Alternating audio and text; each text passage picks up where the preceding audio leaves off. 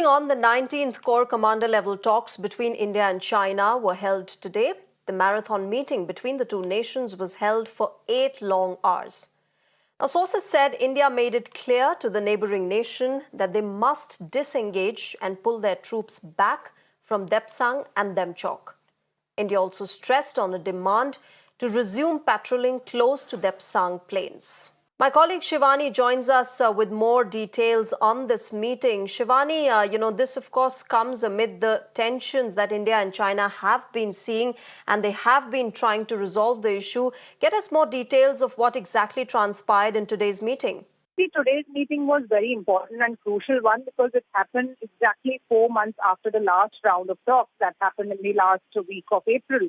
And the meeting started today at around 9:30 a.m. where the 14th Corps Commander, Lieutenant General Roshan Bali, led the Indian delegation, and the ITBP officials were also there. And as usual, India pursued China to push back its forces from the Depsang plains and also from the Demchok area where China has been bringing up its temporary structures.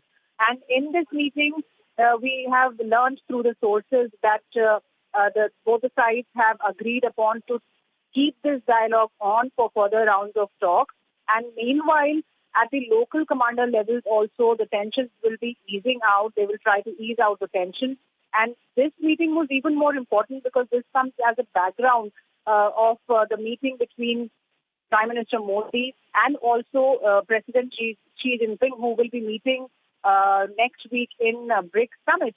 And very important out here to mention is that the Depsang plains that happen to be the traditional friction point for India and China, India has demanded the patrolling of its troops there because the troops from Indian Army used to patrol in that region before 2020. But after the Galwan clash, tensions escalated.